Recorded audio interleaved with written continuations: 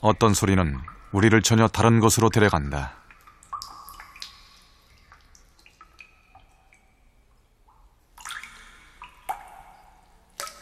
낯설고 생경한 것들이 눈과 귀를 사로잡는 세계.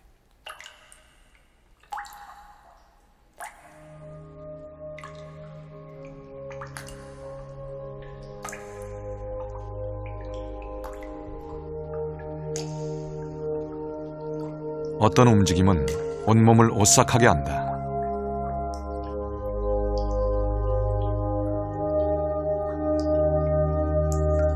보지 않으려고 할수록 커지는 것은 공포감.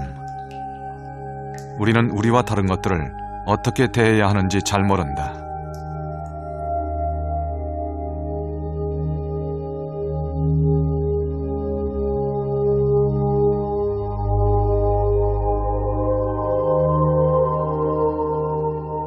이 길고 다소 기괴한 녀석에게 우리가 붙인 이름은 지네.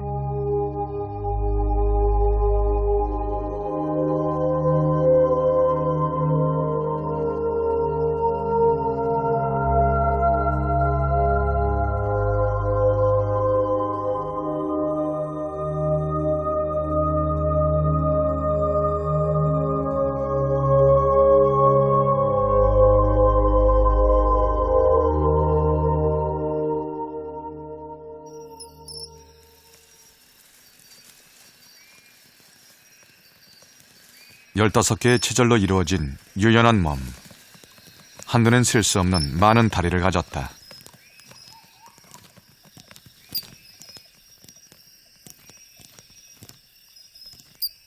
마디마다 한 쌍씩 약 30개의 다리. 지구에는 약 3,000 종류의 지네가 산다.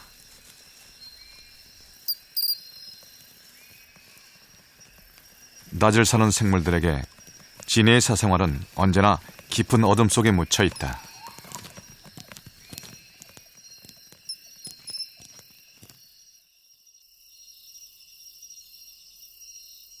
인간의 불빛이 어둠을 빼앗는 시간.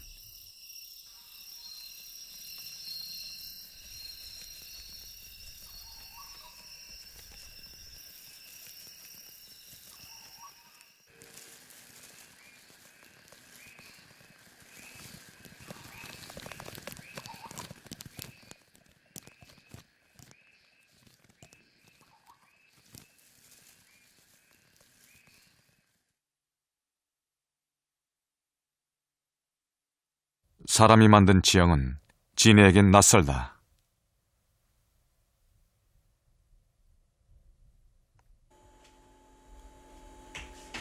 같은 시간, 같은 공간에 있다 해도 사람과 지네는 함께 살지 않는다.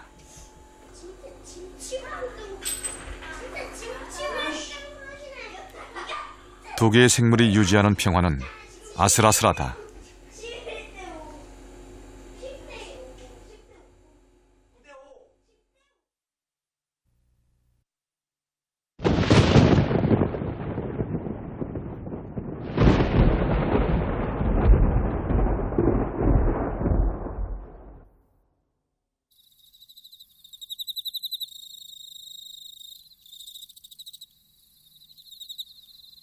지네가 살고 있는 또 하나의 공간.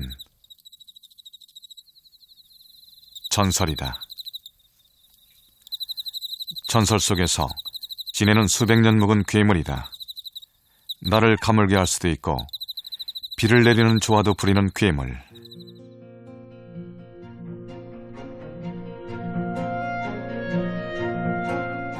마을 사람들은 지네를 위해 당집을 짓고 해마다 천회를 제물로 바치는데 한 천회의 도움을 받은 두꺼비 한 마리가 지네에게 싸움을 건다.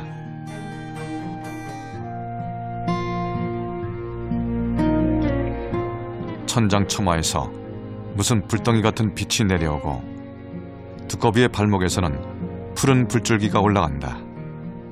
붉은 불덩이와 푸른 불줄기가 서로 맹렬히 싸운다.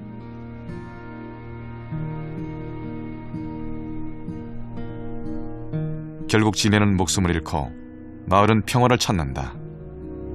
괴물, 그것은 우리가 생각하는 지네의 모습이다.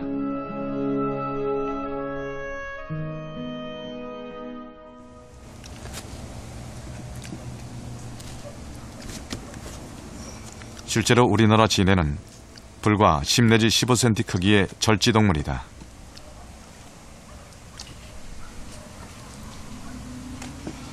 솔직히 겉모습은 그다지 호감이 가지 않는다. 사람에 비해 다리는 너무 많고 몸은 너무 길고 한마디로 징그럽다. 사람과 너무 다르게 생긴 까닭에 이 절지동물은 수많은 편견에 시달려왔다.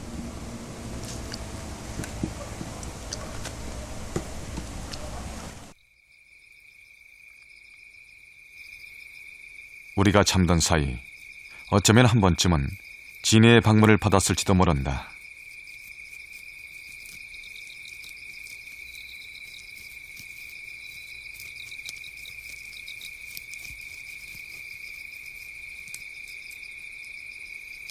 그래도 우리는 진해를 잘 모른다. 서로 알기에 이미 충분한 시간이 지났지만 제대로 아는 건 지금부터다.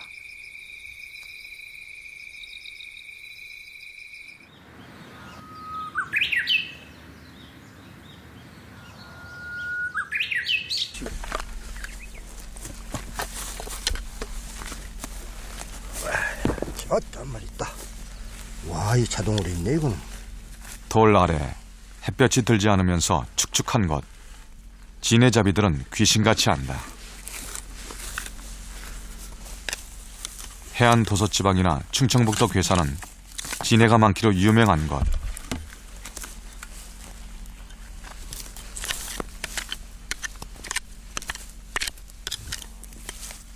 특히 낙엽 속이나 흙 속, 썩은 나무나 돌 아래를 보면 어김없이 진해가 산다.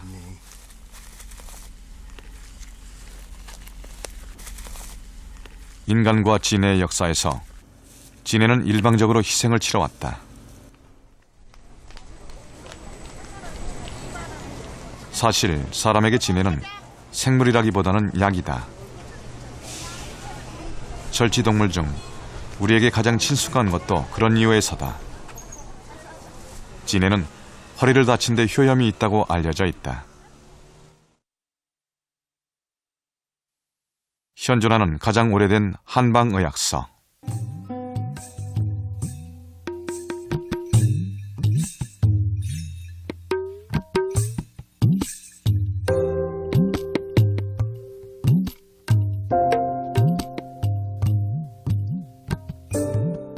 옛날 사람들의 믿음은 그대로 후세에 전해졌다.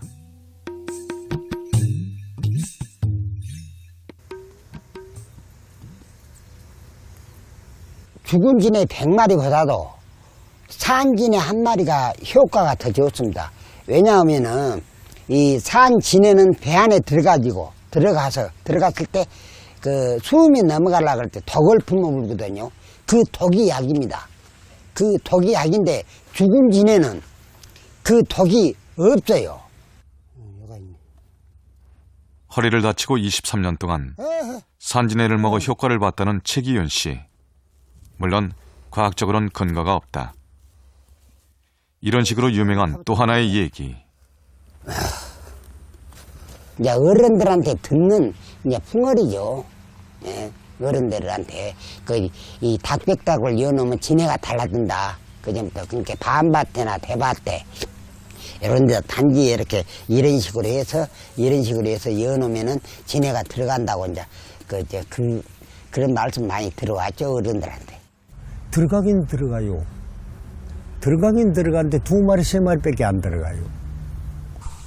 처음 묻어놓으면은 2마리, 3마리가 들어가요. 그런데 그거를 단지를 내가 진해를 잡아내고 또 묻어놓으면은 하루 정 사이 또 2마리, 3마리 들어가요. 그러나 2마리, 3마리 들어가는 그 진해를, 그 항아리를 열흘 둬도 2마리, 3마리, 20일 둬도 2마리, 3마리요. 그 이상하잖아요, 그죠? 이상하지. 하루 이틀 더 놔두면은 더 들어가야 되잖아, 그죠? 진해가 없어가 안 들어가는 게 아니거든. 그런 옛날 말이 있어요. 못해 가면.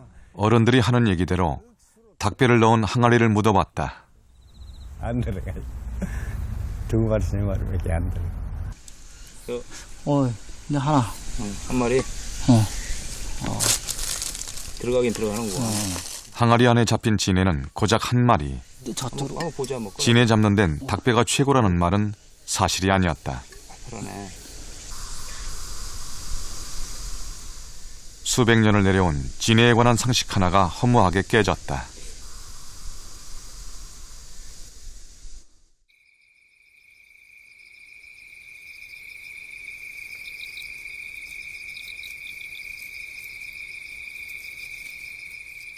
습기와 어둠, 살아가는 데 제약이 많은 듯해도 진해는 상당히 성공한 동물에 속한다. 열대에서 극지방까지 널리 퍼져 있으며 사막에서도 살아간다.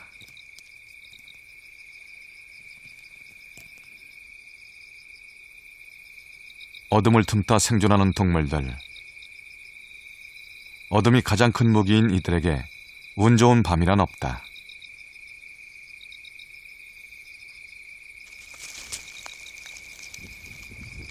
고만고만한 크기들 중에서 진해는 강자다. 털도 많고 먹기 까탈스러운 송충이도 꺼리지 않는 무자비한 육식동물.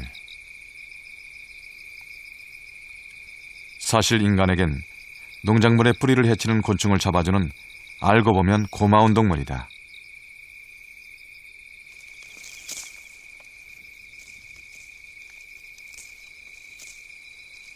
거추장스러워 보이는 다리가 사냥할 땐 아주 유용하게 쓰인다. 꿈틀대는 먹이를 고정시켜 사냥감을 제압한다.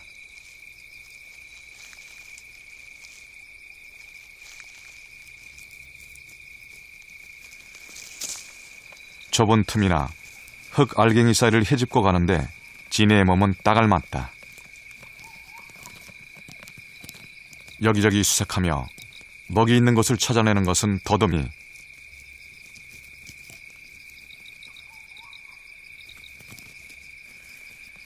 더듬이가 이끄는 대로 15마디, 30개의 다리로 된 긴 몸이 한꺼번에 이동을 한다.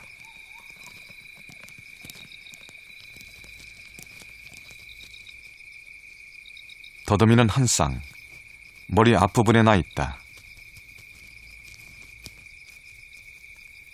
주변의 습도와 온도를 읽는 아주 민감한 부분, 수많은 냄새와 접촉에 관한 정보를 읽을 수 있는 곳이기도 하다.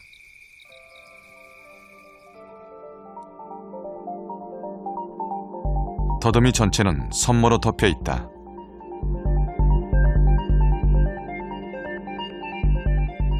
눈과 코, 귀, 모든 감각기관을 더듬이가 담당한다.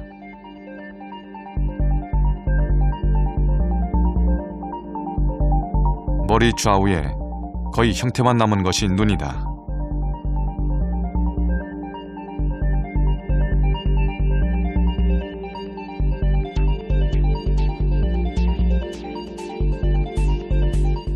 혼눈이 모인 원시적 겹눈으로 태화돼 거의 구실을 하지 못한다.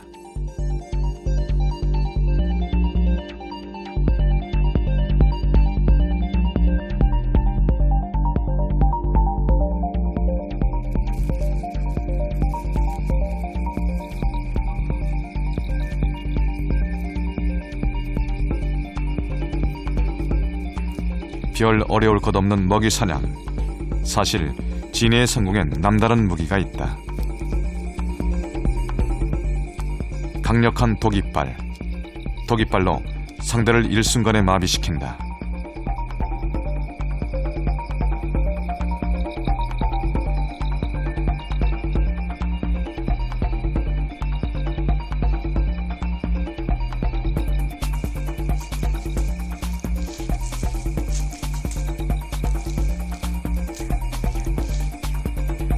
작은 동물이라면 순식간에 마비시킬 만큼 강력한 독성.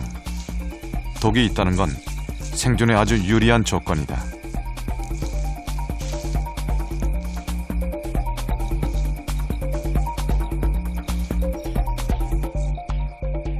강한 것은 야생의 쥐까지 마비시킬 수 있을 정도.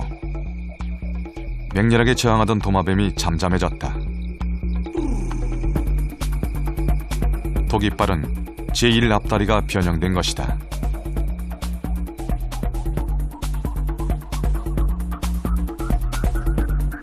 히스타민과 심한 통증을 유발시키는 세로토닌이 독샘에서 나온다. 사람이 물리면 빨갛게 부어오르고 통증이 심한 정도지만 도마뱀은 생명을 잃는다.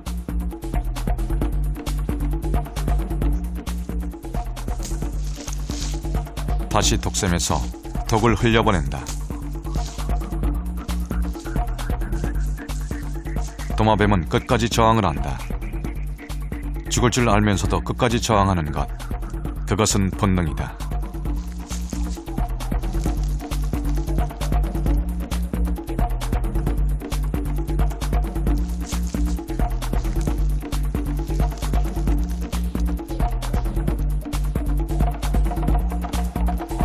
독은 진해를 땅에서 1cm도 안 되는 낮은 세계의 강자로 만들었다.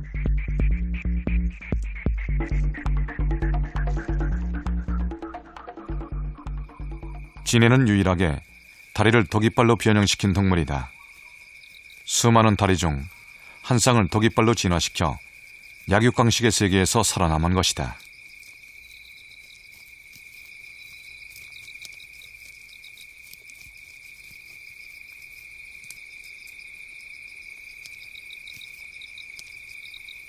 독이 있는 위험한 동물.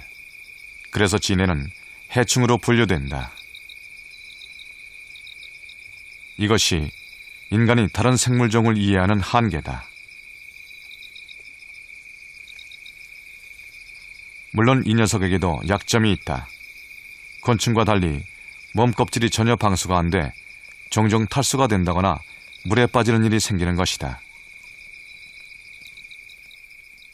특히 마디마다 한 쌍씩 있는 숨구멍이 물에 차버리면 바로 혼수 상태다. 숨구멍은 평상시에도 이렇게 열려 있다.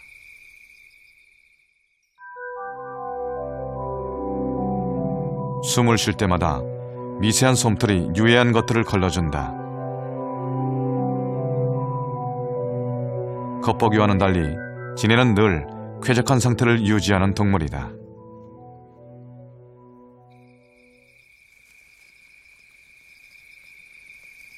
전 세계 3,000종류나 되는 진해 중엔 50cm가 넘는 것도 있고 177쌍이나 되는 다리를 가진 녀석들도 있다. 아마 진해 발자국이 찍히지 않는 지구의 겉표면은 없을 것이다.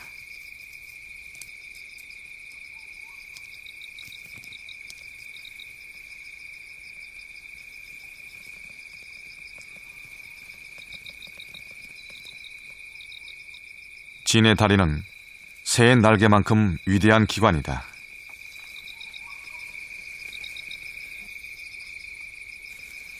쇠절로 나뉜 몸은 어디든 통과할 수 있을 만큼 자연스럽다. 모든 다리는 동시에 장애물을 넘는다. 아무리 고난의 지형이라도 부드럽게 넘어간다. 어떻게 이 많은 다리로 넘어지지 않고 걸을 것인가?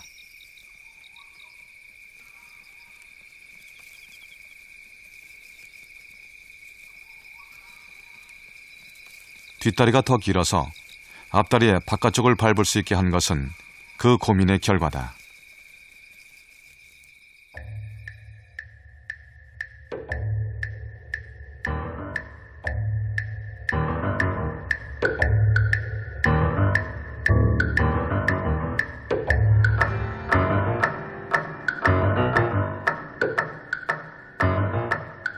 이것으론 충분하지 않다. 이렇게 많은 다리를 어떻게 빠르게 움직일 것인가? 진해는 결코 모든 다리를 한꺼번에 쓰지 않는다.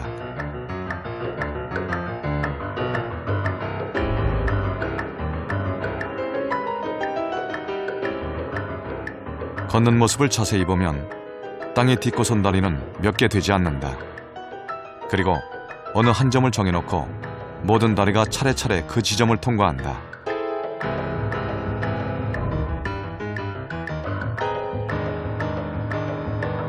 급한 경우에는 불과 3개 정도만 땅에 딛고 불이 나게 뛰어간다.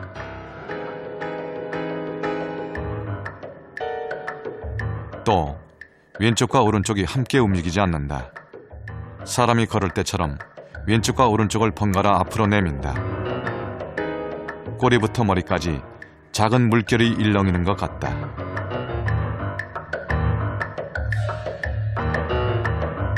다리가 움직이면서 몸이 꿈틀거리고 물결에 따라 몸을 이동한다.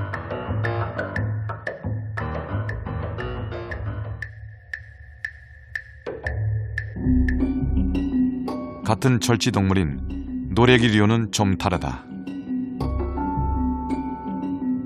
일반적으로 다리는 22개에서 200개 사이. 지네와 거의 비슷한 것 같지만 왼쪽과 오른쪽이 동시에 움직이는 좌우 대칭형이다.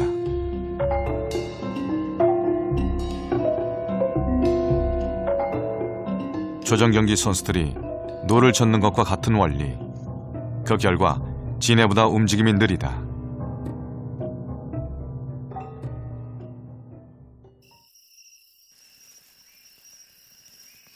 길고 많은 다리를 가장 효율적으로 움직이는 건 그리마다. 고속기어를 탄 것처럼 빠르다. 일명 돈벌레. 10개 이상의 마디에 15쌍의 다리. 독은 없다.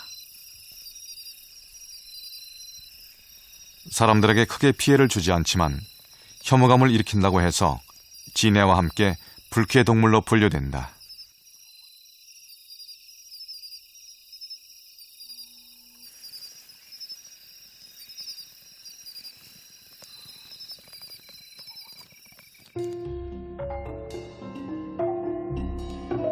움직이는 원리는 지네와 같다.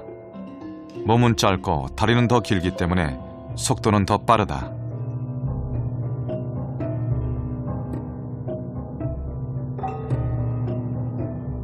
그리마도 뒷다리가 앞다리보다 훨씬 길다.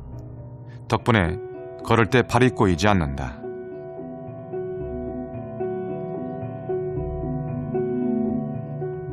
너무 많고 너무 긴 다리. 사람들이 이 다리에 관심을 가진 건 아주 최근의 일이다.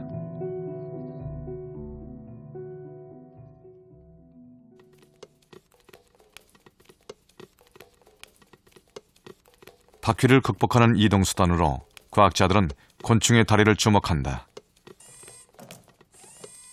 곤충처럼 2개 이상의 다리를 효율적으로 움직이는 방법을 안다면 그건 혁명일 것이다.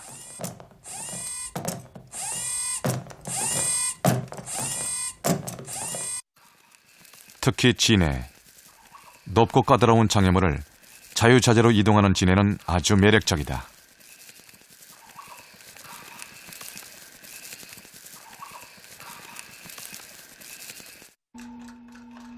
그런 로봇은 지뢰밭이나 불발탄이 깔려있는 군대의 사격장에 들어갈 수도 있다.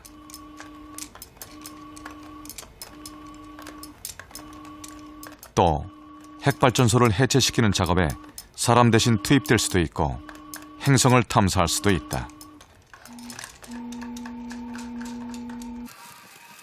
만약 지네처럼 움직일 수 있다면 인간은 바퀴보다 더 유용한 믿을 수 있는 다리를 얻게 되는 것이다.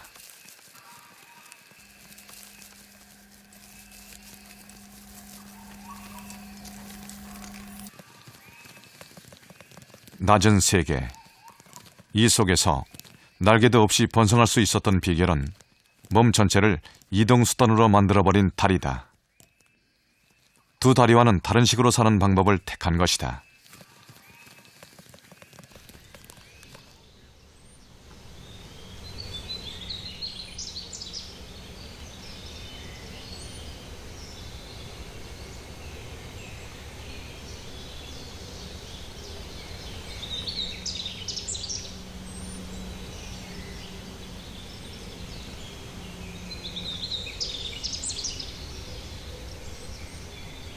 빛의 세계.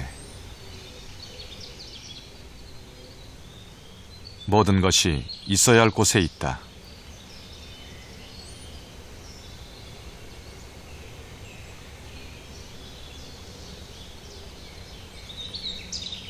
빛이 베푸는 색 앞에서 사람들은 본능적으로 아름다운 것과 추한 것을 가린다.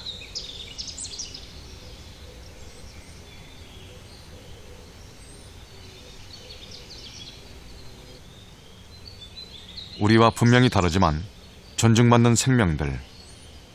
애정은 이름 모를 풀과 벌레들에게까지 두루미친다.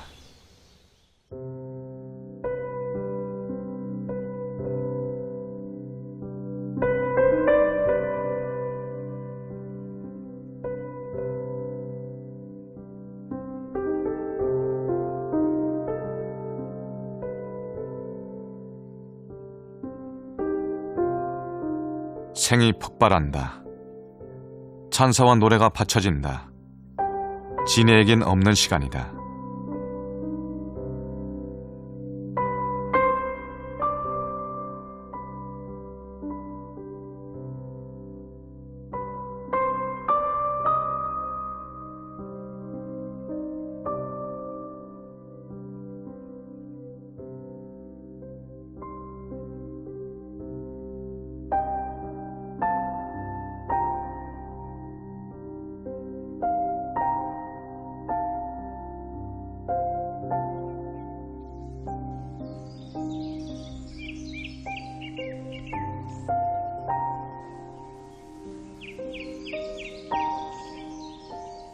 작은 풍경들이 모여 거대한 숲을 만든다.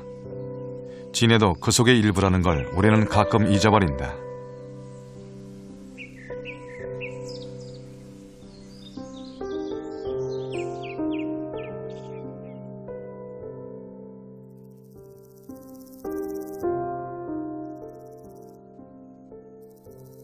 빛의 세례를 받지 못한 어둡고 차고 으슥한 곳, 진해의 공간이다.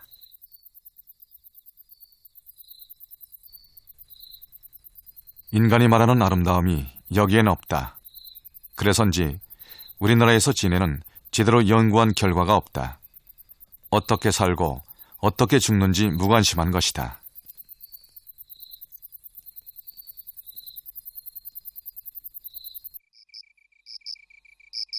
봄부터 여름에 걸친 이 계절에 진해는 알을 낳는다.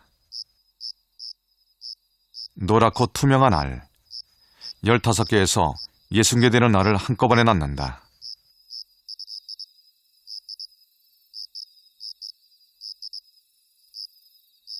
마치 바구니에 알을 넣듯 몸을 둥글게 말고 알을 낳는다.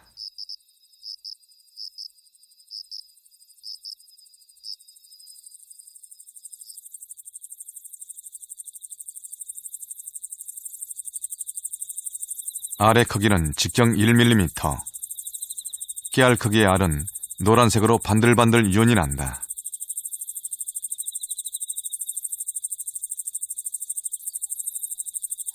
알을 낳는 건 체력과의 싸움이다. 약 30분에 걸쳐 30개 정도의 알을 낳는다. 암컷은 거의 탈진해버렸다. 하지만 더 중요한 일이 남아있다.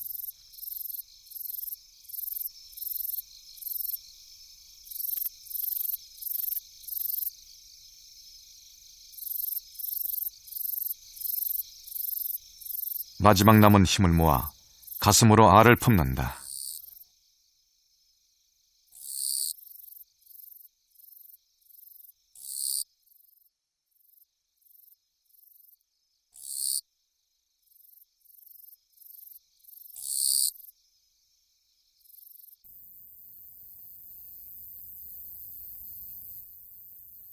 몸을 잔뜩 웅크리고 바깥세성과 등을 진다.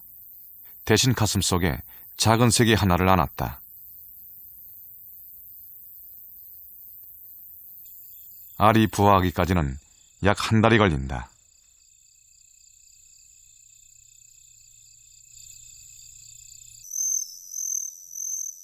그동안 하는 일이라곤 곰팡이가 피지 않도록 틈틈이 알을 핥아주는 일이다.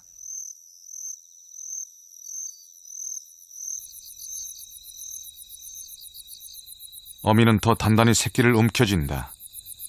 굶주림과 싸우며 포식자가 온다면 꼼짝없이 당할 수밖에 없는 시기. 진해 일생의 가장 위험한 시기가 시작됐다.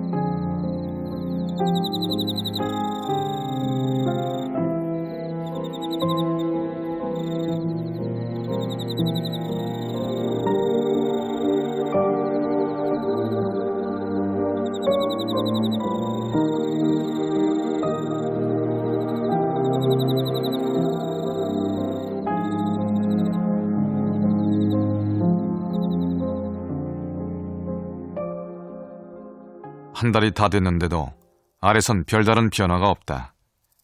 부화하지 못하고 그대로 죽는 것이 아닌가. 의심이 들 만큼 고요하다. 그런데 얼마 후 그대로 진해가 돼버린다.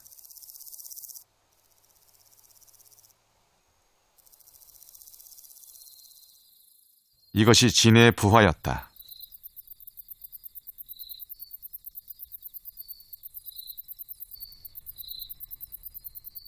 땅 진해류는 날 때부터 어미와 똑같은 모습으로 다만 크기만 작을 뿐이다.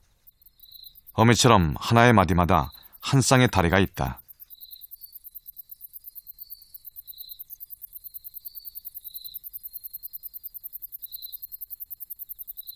부화를 한 뒤에도 한동안은 새끼를 돌본다.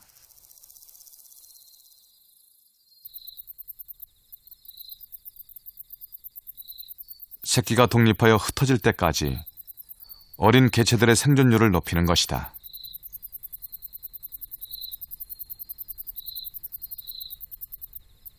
아직은 독도 없고 단단한 껍질도 없는 연약한 몸. 땅 진해류 유충은 2번의 탈피를 한 후 성충 크기로 자란다.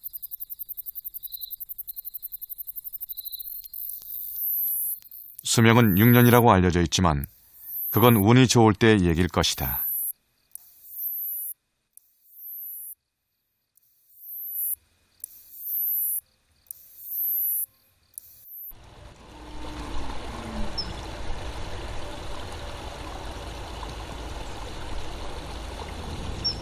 누구나 살아가는데 믿을 만한 한 가지는 가지고 산다.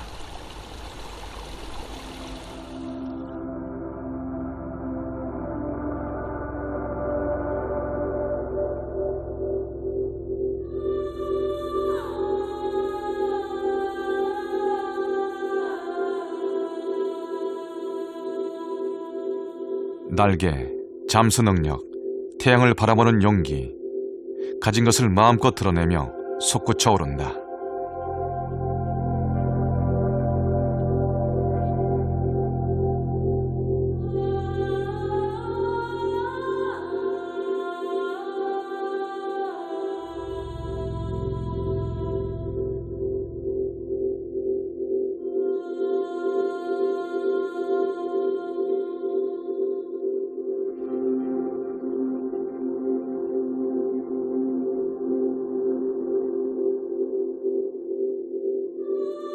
새들은 여름 한철을 둥지에 바친다. 자신이 가진 것을 모두 끌어내 둥지 안의 새끼들을 위해 사냥을 한다.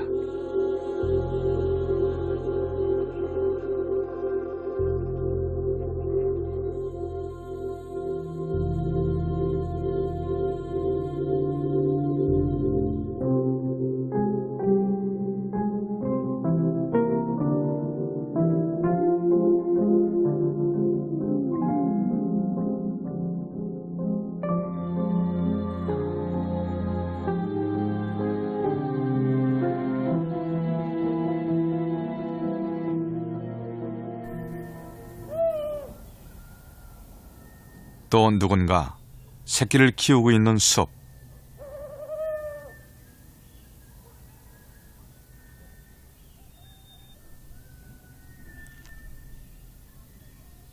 올빼미 부부가 번갈아 사냥을 하지만 맹렬하게 자라는 새끼의 성장 속도를 따라가기가 벅차다.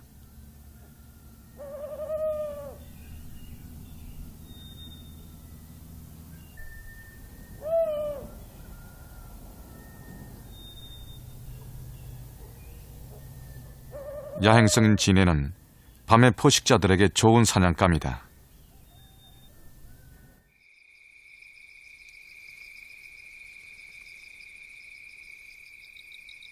숲에선 밤이 돼서야 비로소 삶이 시작된다.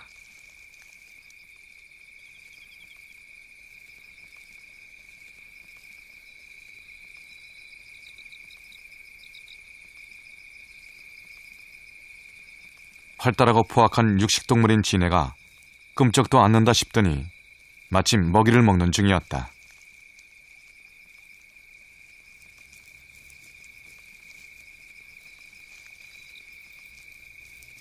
독이 통할 것 같지 않은 딱딱한 갑옷을 믿고 진해의 먹이를 탐해보지만 어림없는 시도다.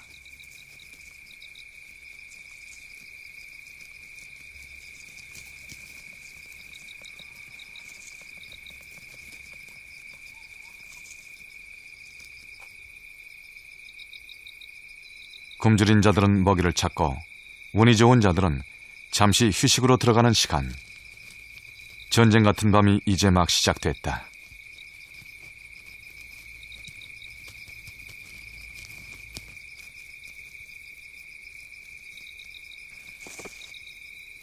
거슴도치는 작은 곤충류부터 파충류에 이르기까지 못 먹을 게 없을 정도로 개걸스러운 사냥꾼이다.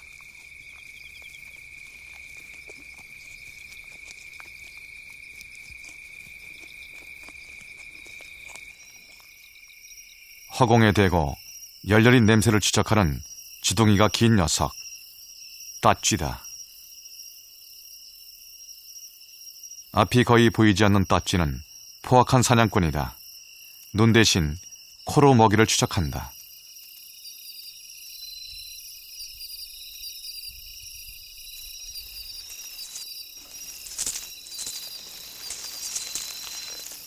싸움은 요란하다. 상대가 아무리 크고 강해도 목숨이라면 한 번에 내주지 않는다.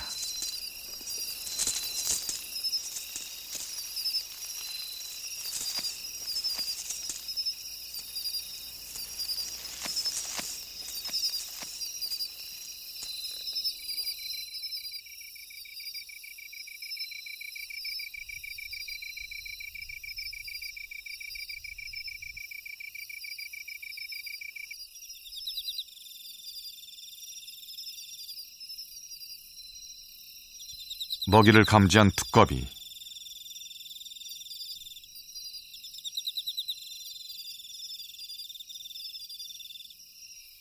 거리와 간격을 가늠해본다.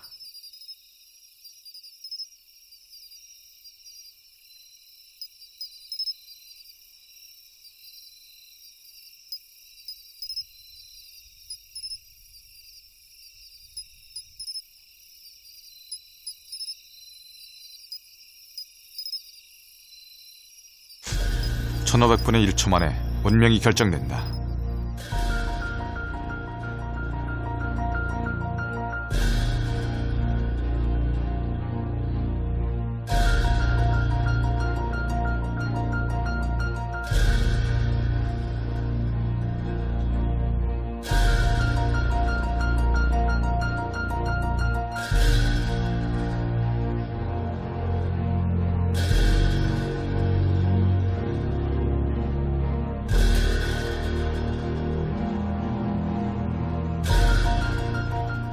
독이 있으면서 긴 다리로 보듬거리는 고약한 먹잇감. 삼키는 건 사냥할 때보다 더 신중하다.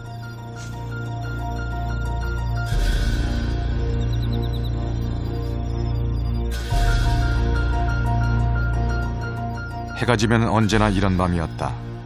먹이를 사냥하고 누군가의 먹이가 되고.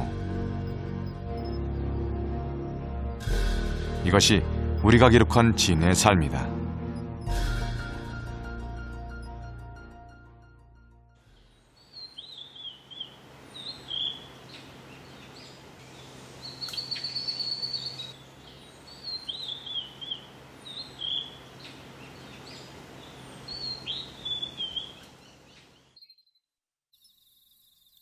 찬바람이 불 때 진해는 새 몸을 준비한다. 껍질을 벗는다는 건 그동안 자신을 거뒀던 한계를 벗는 일이다.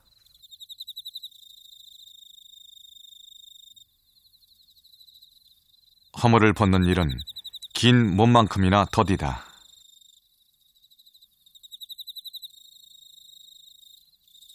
머리부터 서서히 허리를 크게 제치며 나머지 껍질을 밀어낸다. 허물을 다 벗는 데는 24시간, 꼬박 하루가 걸린다.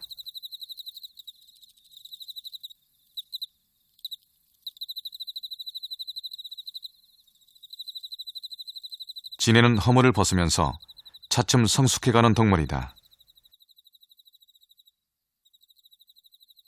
이때 천적이 나타나면 삶은 순식간에 허망해져 버린다.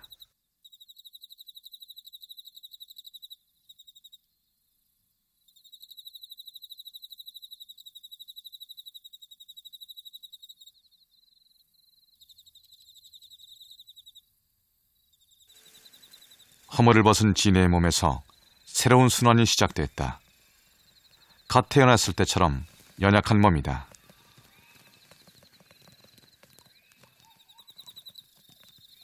평소보다 연한 색깔의 몸. 단단한 키틴질 껍질을 갖기 위해선 몸을 말리고 시간을 기다려야 한다. 탄생과 버금가는 에너지를 쏟고 이제 휴식으로 들어갈 시간.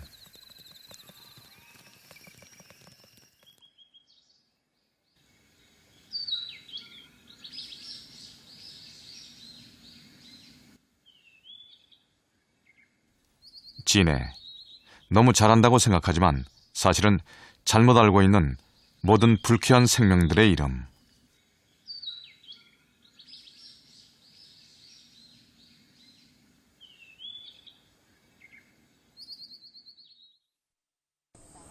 뭐 저기 저 허리 아프고 뭐 다리 아프고 뭐 그런데 저기 저 닭 한 마리에다 10마리를 넣어서 먹으래 구워 먹으래요. 저거를 누가 그러더라고.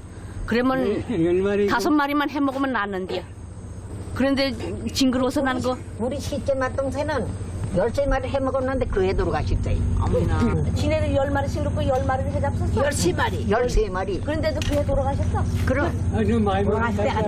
나한테 전화를 걸고는 전화를 거는데 전화를 받으니까 어째 그전 같지 않고 이상하더라고. 그래도 말을 안 해. 그래도 그 질로 중풍이 났대. 아니죠. 말도 안 들어서 보약도 젊어서 먹어야 효과 있다고. 다 늙이게 13마리 먹으래. 저기, 근데 그래 한 달에 한 마리 먹자. 한 마리 더 치네. 한 마리 더 치워, 그지? 지네가요. 다리가 많아서 어디 들어오면 쉐 소리가 나잖아요. 그래서 바람 부는 것 같아요. 아유, 부실부실 소리가 발이 하도 많아가지고. 전부 찌당은 바람이? 그래서 아주 그 댕기는 게 새 소리가 나는 거. 보석보석하면서. 그 발이 들어오는 게 무서운가 봐. 우리 지네 조그만 게 사람보다 소리가 더 나니? 에이, 소리 날 적에는 어디 바람이 들어나고 들벙들벙 살피잖아. 나고 말고 엄청나요. 소리가 그렇게 난대. 뒤에서 뭔가 이 옆에만 오면 하면 뭔가 하고 보면 지낸데 뭐. 그게 그렇게 빨라요, 저 지네가. 옛날에는 이 천지 아플 때다가도 나오고 뭐 바빠다가 뭐 부뚜막에 기댕기고 이랬는데 시방은 집들을 다 문을 탁탁 해닫으니까 그거 들어올 틈도 별로 없잖아요. 문 열어놓기 전에는.